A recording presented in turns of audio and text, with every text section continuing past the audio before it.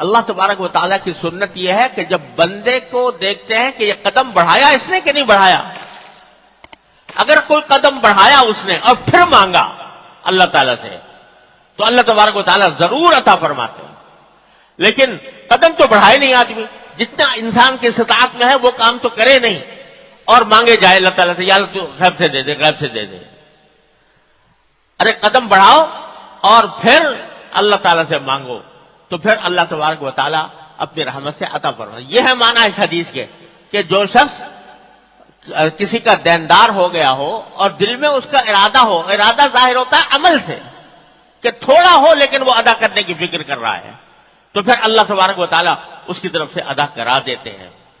لیکن کسی کے دل میں ہو ہی نہ ارادہ تو وہ اس کو تو حدیث میں چور کہا گیا ہے کہ جو آدمی قرض لے اور ادا کرنے کا ارادہ نہ ہو وہ در حقیقت آخرت میں چور بنا کر اٹھایا جائے گا، چور بنا کر اٹھایا جائے گا کہ اس نے ارادہ ہی نہیں کیا ادائیگی کا. جب ارادہ کرتا ہے تو کچھ تھوڑا عمل تو کرے اس ارادے کی طرف. حدیث میں رسول کریم صلی اللہ علیہ وسلم نے واقعہ بیان فرمایا، اور یہ واقعات جو رسول کریم صلی اللہ علیہ وسلم بیان فرماتے ہیں یا قرآن کریم میں آتے ہیں یہ محض قصہ کہانی نہیں ہوتے، یہ در حقیقت عبرت اور سبق لینے کے لیے ہوتے ہیں. صحیح بخاری میں رسول کریم صلی اللہ علیہ وسلم نے یہ واقعہ بیان فرمایا کہ پچھلی امت میں ایک شخص تھا، اس کو کوئی ضرورت تھی پیسوں کی، تو وہ کسی کے پاس گیا اور اس سے کہا مجھے 1000 دینار قرض دے دو. 1000 دینار یعنی اشرفیہ سونے کے سکے ہوتے تھے، بڑی رقم تھی. 1000 دینار اس لحاظ اس زمانے کے لحاظ سے تو بھی تھی، آج بھی 1000 دینار کوئی معمولی چیز نہیں ہے. مقصد اس کا یہ تھا کہ 1000 دینار لے کر میں کہیں تجارت کروں اور تجارت سے اپنا روزگار چلاؤں، پھر بعد میں اس کو واپس کر دوں. تو جس سے قرض لینے گیا تھا اس نے کہا بھائی کوئی گواہ لاؤ، کوئی گواہ ہو کہ جو گواہی دے کہ تم نے مجھ سے 1000 دینار قرض لیے ہیں. اس نے کفا باللہ شہیدہ، بھائی میرے پاس گواہ کوئی نہیں ہے، اللہ کو گواہ بناتا ہوں. اس نے کہا اچھا کوئی ضامن لاؤ کہ جو ضمانت لے کہ تم ادا کرو گے، اگر نہیں ادا کیا تو وہ ادا کرے گا تمہاری طرف سے. تو کہا کفا باللہ وکیلا کفیلا، میرے پاس کوئی ضامن وامن نہیں ہے، اللہ ہی بس ضمانت، اللہ ضامن. اس نے کہا اچھا ٹھیک ہے، میں جب تم نے اللہ کو گواہ بنایا، اللہ کو کفیل بنایا، تو میں بھی کسی اور کفیل کا مطالبہ نہیں کرتا. لو 1000 دینا دے دیے، اور وقت طے ہو گیا کہ فلاں وقت میں فلاں تاریخ کو تم یہ واپس کرو گے اتنے میں. یہ لے کر چلا گیا. لیکن آدمی تھا کہ اللہ کے اوپر بھروسہ کیے ہوئے اللہ کو گواہ بنایا، اللہ کو کفیل بنایا.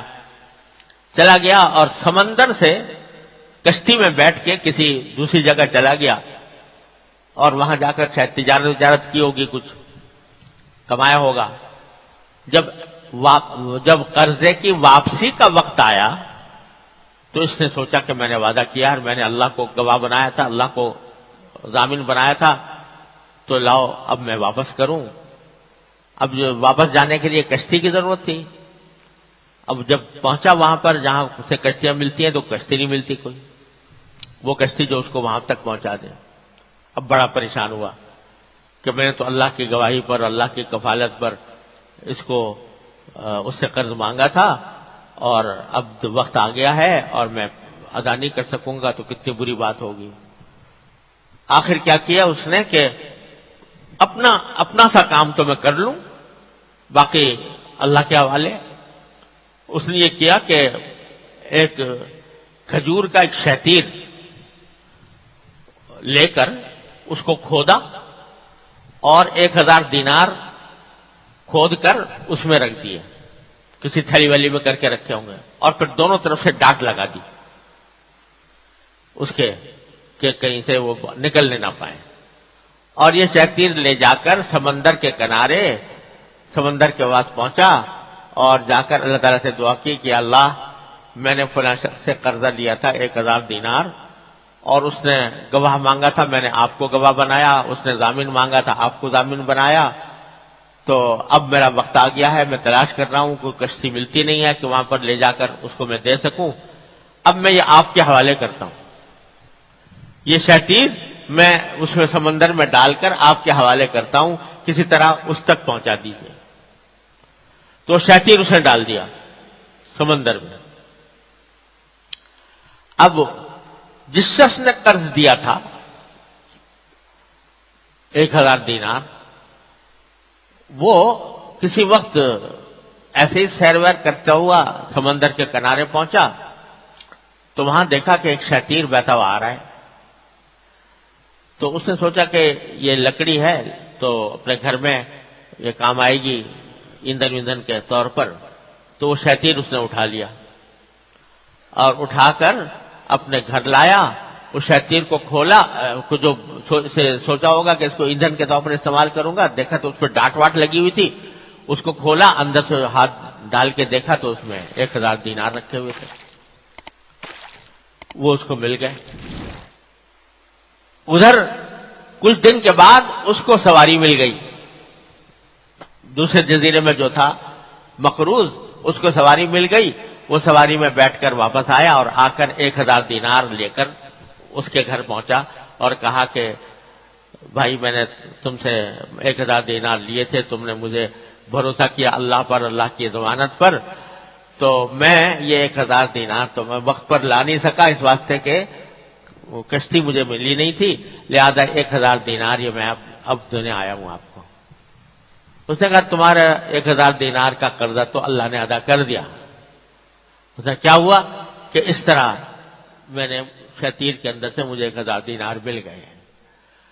یہ واقعہ بیان فرمایا نبی کریم سرور دو عالم صلی اللہ علیہ وسلم نے۔ کیوں بیان فرمایا؟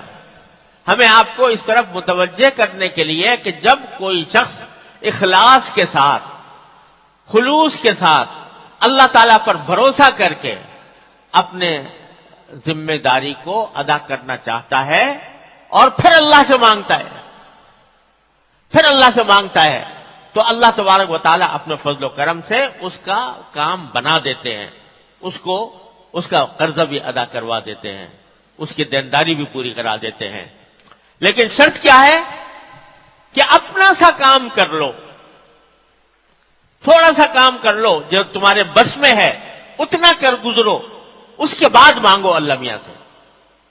حضرت مولانا رومی رحمۃ اللہ علیہ، اللہ تعالیٰ ان کے درجات بلند فرمائے، فرماتے ہیں کہ حضرت یوسف علیہ السلام کا قصہ بیان کرتے ہو۔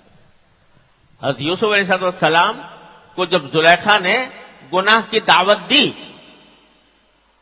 تو قرآن کریم میں خود ہے کہ غلقت الابواب، اس نے سارے دروازوں پر تالے ڈال دیے تھے کہ کہیں یوسف علیہ السلام باہر نہ نکل سکے، اور دعوت دی گناہ کی۔ حضرت یوسف علیہ السلام آنکھوں سے دیکھ رہے تھے کہ دروازوں پر تالے پڑے ہوئے ہیں، لیکن جب اس نے گناہ کی دعوت دی تو بھاگے دروازے کی طرف، استبق الباب، دروازے کی طرف بھاگے، حالانکہ پتا ہے کہ دروازے میں تالے پڑے ہوئے ہیں، لیکن بھاگے کہ میرے بس میں اتنا ہے کہ میں یہاں سے بھاگ کے دروازے تک پہنچ جاؤں۔ دروازے کھولنا کسی اور کا کام ہے، تو اپنی طرف سے جو کوشش تھی وہ کر لی، اور کر کے پھر دروازہ کے پاس جا کر اللہ تعالیٰ سے مانگا۔ تو جب وہاں پہنچے تو اللہ تعالیٰ، انہوں نے اپنے حصے کا کام کر لیا تو اللہ نے اپنے حصے کا کام کر لیا کہ دروازے کے تالے توڑ دیے۔ تو مولانا رومی رحمۃ اللہ علیہ فرماتے ہیں کہ گرچہ رکھنا نیست عالم را پدید، گرچہ رکھنا نیست عالم را پدید، خیرہ یوسف وار میں باید دوید، کہ اس دنیا میں بھی تمہیں اگرچہ کہیں رکھنا نظر نہیں آ رہا گناہوں سے بچنے کا، لیکن اسی طرح دوڑو جیسے کہ یوسف علیہ السلام دوڑے تھے، جتنا دوڑ سکتے ہو اتنا دوڑ لو۔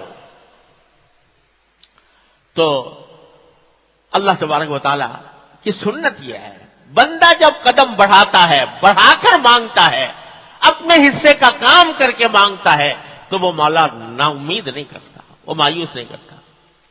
میں نے اپنے والد ماجد قدس اللہ تعالیٰ سرہ سے کئی مرتبہ یہ واقعہ سنا۔ یہ جس وقت انگریزوں کا قبضہ ہوا ہندوستان کے اوپر اور 1857 کی جہاد آزادی لڑی گئی، تو اس میں مسلمانوں کو شکست ہوئی اور انگریزوں نے بڑے زبردست مظالم ڈھائے. تو اس میں ایک بزرگ تھے، وہ ان کے بارے میں یہ اندیشہ تھا کہ وہ اگر باہر نکلیں گے تو ان کے پھانسی کے تختے ہر جگہ لگے ہوئے تھے تو ان کو پھانسی دے دی جائے گی. تو وہ بیچارے ایک گھر کے اندر روپوش تھے، گھر میں روپوش تھے، کیونکہ باہر نکلے تو پھانسی. تو وہاں روپوش تھے اور کوئی دیکھ بھال کرنے والا بھی نہیں، کھانے پینے کا بھی کوئی انتظام نہیں.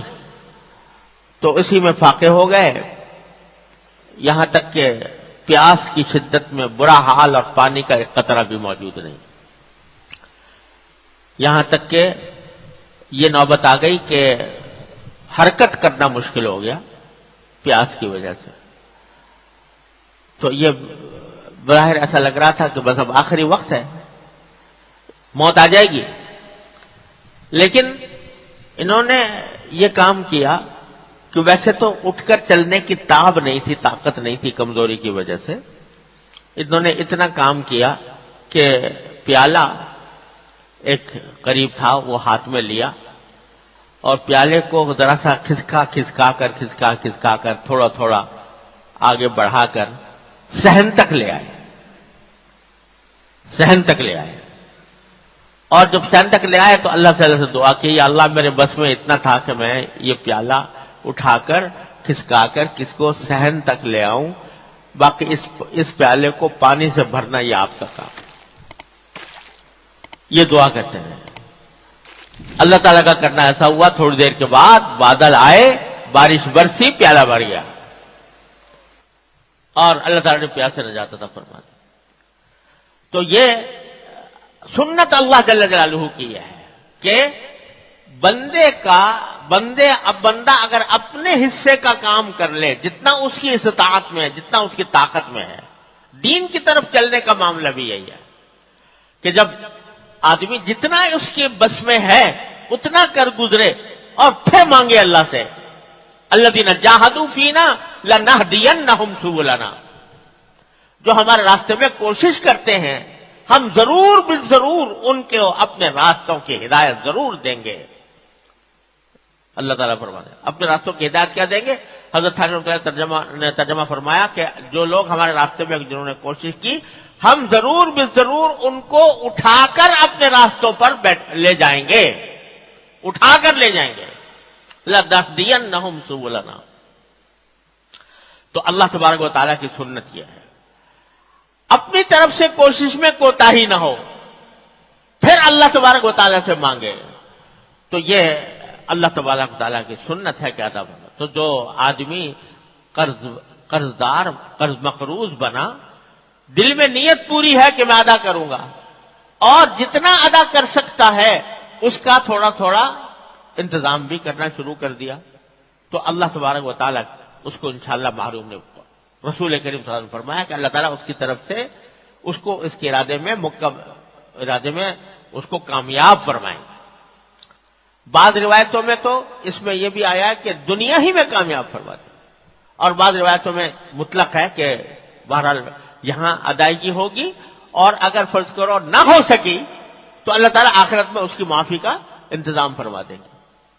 اگر یہ نہ ہو، اپنی طرف سے کوشش نہ ہو، تو پھر حدیث میں یہ ہے کہ مومن کی جان جو ہے وہ معلق رہتی ہے، لٹکی رہتی ہے، جب تک کہ اس کا دین ادا نہیں ہوتا اس وقت تک اس کی جان لٹکی ہوئی ہوتی ہے کہ جہنم میں جائے گی کہ جنت میں جائے گی. تو اس واسطے ارادہ بھی ہو اور ارادے ہونے کے ساتھ ساتھ اس کا جتنا عمل ہو سکتا ہے وہ ہو. اور یہ بہت اہم بات میں عرض کر رہا ہوں جو اکثر و بیشتر نظر انداز ہو جاتی ہے. جن کے ذمہ بڑا قرضہ ہوتا ہے وہ اس انتظار میں بیٹھے رہتے ہیں کہ جب بڑی رقمیں آئیں گی تو ادا کریں گے.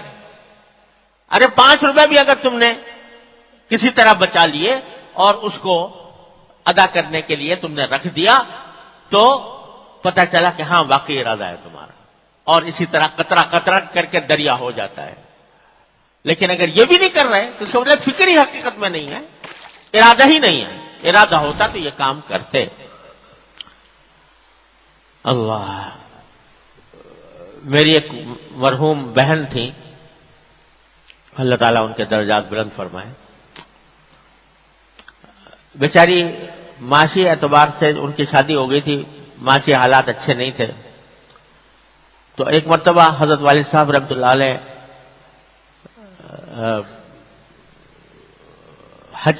حج کے لیے گئے تھے، حج سے واپس آئے تو میری ہمشیرہ نے حضرت والد صاحب رحمۃ اللہ علیہ سے عرض کیا کہ ابا جی دعا فرما دیجئے کہ اللہ تعالیٰ مجھے بھی حج کرا دے، مجھے بھی حج کی توفیق دے دے۔ تو حضرت والد صاحب نے فرمایا کہ یہ دعا تو تم کرا رہی ہو، تمہارا دل چاہتا ہے حج کرنے کا؟ کہ جی بہت دل چاہتا ہے۔ کہ ارادہ ہے؟ کہ جی ہاں بہت ارادہ ہے، اللہ تعالیٰ ثواب پیدا فرما دے تو ضرور کروں گی۔ کہا نہیں، تمہارا ارادہ نہیں ہے،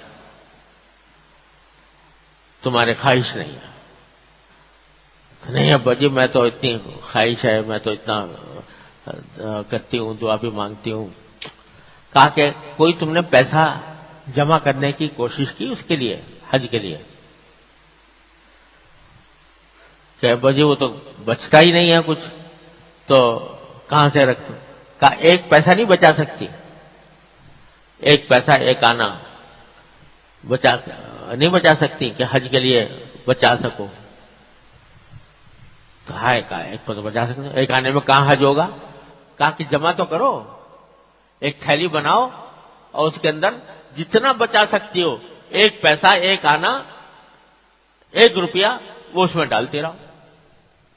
جب یہ کرو گی تو پتہ چلے گا کہ واقعی ارادہ ہے اور واقعی کرنا چاہتی ہو، خواہش ہے۔ لیکن اگر کام تو کچھ کیا نہیں اور زبان سے کہہ رہی ہو کہ دل چاہتا ہے، ارادہ ہے، تو یہ زبانی جمع خرچ کا کچھ بھروسہ نہیں ہے، کچھ کام کر کے دکھاؤ۔ بس یہ بات ان کو دل کو لگ گئی۔ تو مجھے یاد ہے کہ وہ بیچاری جمع کرتی رہتی تھی، تھوڑی بہت آمدنی معمولی تھی، انتقال ہو گیا نوجوانی میں، 34 سال عمر تھی اس میں انتقال ہو گیا۔ تو جب ان کا سامان امان دیکھا گیا تو ایک تھیلی اس سامان میں ملی، اس میں لکھا ہوا تھا کہ یہ حج کے پیسے، حج کے لیے پیسے۔ اس کو کھولا تو اس میں 65 روپے تھے، 65 روپے اس میں جمع ہوئے تھے۔ یہ تھیلی حضرت والد صاحب نے دیکھی تو حضرت والد صاحب کی آنکھوں میں آنسو آ گئے اور فرمانے لگے کہ میں نے اس طرح مجھ سے کہا تھا اور میں نے ایسے اللہ کی بندے نے اس طرح پتہ نہیں کن کن حالات میں بچا بچا کر 65 روپے جمع کیے ہیں، لیکن مجھے اللہ تعالیٰ کی رحمت سے امید ہے کہ اللہ تعالیٰ اس کا حج قبول فرمائے۔ پھر اگلے سال حضرت والد صاحب رحمۃ اللہ علیہ حج کے لیے تشریف لے گئے تو وہاں میدان عرفات میں اپنے خیمے میں تشریف فرما تھے، تو انہوں نے دیکھا کہ جبل رحمت پر چڑھی جا رہی ہیں۔ ایسا لگا کہ وہ جبل رحمت کے اوپر چڑھ رہی ہیں۔ اللہ تبارک و تعالیٰ نے پتہ نہیں کیا درجہ اس کا عطا فرمایا کہ اس حج کو اللہ تعالیٰ نے قبول فرما لیا۔ تو یہ بڑی عجیب، یہ بڑی اہم بات ہے جو اکثر و بیشتر نظر انداز ہو جاتی ہے کہ کسی بات کا ارادہ تو کر لیا، خواہش بھی ہے، لیکن اس کی طرف قدم کوئی نہیں بڑھایا، کوئی قدم اس کی طرف نہیں بڑھا، کوئی کام اس سمت میں نہیں کیا، تو اس کے نتیجے میں وہ خواہش جو ہے نہ ہونے کے برابر ہے، وہ خواہش گویا نہیں ہے۔ قدم اگر آدمی کے اندر خواہش ہو تو پھر اس کی طرف قدم بھی بڑھاتا ہے۔ تو نبی کریم صلی اللہ علیہ وسلم نے فرمایا کہ جو شخص کوئی اس کے ذمہ دین ہو جائے تو اس کو ادا کرنے کی نیت ہو اس کے دل میں اور نیت اسی وقت معتبر ہوتی ہے جب اس کے ساتھ کوئی عمل بھی ہو، تو پھر اللہ تبارک و تعالیٰ اپنے فضل و کرم سے اس کا دین ادا کروا دیتے ہیں۔ یہ وعدہ فرمایا نبی کریم صلی اللہ علیہ وسلم نے ایک حدیث کے اندر، دین ادا کروا دیں گے، دنیا میں ہو یا آخرت میں معافی ہو گئی وہ بھی ہو سکتا ہے، لیکن اکثر و بیشتر تو ایسا ہوتا ہے کہ دنیا ہی کے اندر ادا کرا دیتے ہیں۔ لیکن اصل بات کیا ہوتی ہے کہ فکر نہیں، میرے ذمے کیا، مجھ سے کیا مطالبہ ہے، مجھ سے میری کیا ذمہ داری ہے، اس کا احساس نہیں، اور اس کے نتیجے میں لوگ جو ہے پریشانی ہوتے رہتے ہیں۔ مقروض ہیں جی، مقروض ہیں،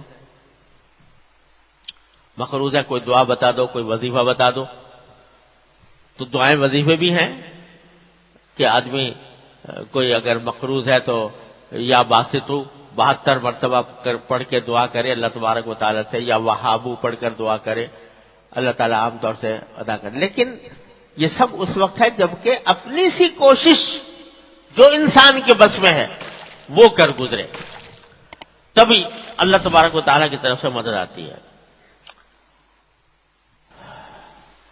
دوسرا یہ فرمایا کہ اگر قرض دینے والا تم کو کچھ کہے سنے تو صبر کرو، یعنی جس نے قرض دیا تھا اس کی ادائیگی میں کچھ دیر ہو گئی، وہ اگر کبھی تمہیں کوئی سخت کلامی سے کام لے تو اس کو سمجھو کہ بھئی اس کا حق تھا اور اس کے اوپر صبر کرو۔ قربان جائیے نبی کریم صلی اللہ علیہ وسلم کے کہ ہر ایک کو اس کے مناسب حکم بتاتے ہیں۔ جو قرض دینے والا ہے اس کو تو تعلیم یہ دی گئی ہے کہ بھائی تم نرمی کا معاملہ کرو، سختی نہ کرو، لیکن جو قرض لیے ہوئے بیٹھا ہے اس کو یہ کہا گیا کہ اگر کوئی سختی کا بھی معاملہ کرے تو اس کو اوپر صبر کرو، یہ نہ کہو کہ اس نے میرے ساتھ زیادتی کی۔ اور خود رسول کریم صلی اللہ علیہ وسلم نے اپنی سنت میں سبھی چیزیں چھوڑی ہیں۔ ایک مرتبہ کسی کا دین تھا نبی کریم صلی اللہ علیہ وسلم کے ذمے، وہ آیا، آ کے اس نے ذرا ترش لہجے میں، سخت لہجے میں رسول کریم صلی اللہ علیہ وسلم نے بات کی اور یہ کہا کہ چھوڑوں گا نہیں آپ کو تنگ کرتا رہوں گا، چھوڑوں گا نہیں، مجھے ادائیگی کرو۔ حالانکہ رسول کریم صلی اللہ علیہ وسلم نے کب یہ کہا کہ میں نہیں ادائیگی کروں گا، لیکن وہ آ کے اس طرح کہ مجھے ہر حال میں وصول کروں گا، چھوڑوں گا نہیں۔ صحابہ کرام کے مجمع میں ایک آدمی آ کر، ایک عربی دیہاتی آ کر وہ رسول کریم صلی اللہ علیہ وسلم سے اس طرح سخت کلامی کا مظاہرہ کر رہا ہے۔ صحابہ کرام کو بڑا طیش آیا کہ یہ رسول کریم، تو انہوں نے کہا کہ جانتے ہو تم کس سے بات کر رہے ہو، کس سے بات کرتے ہو؟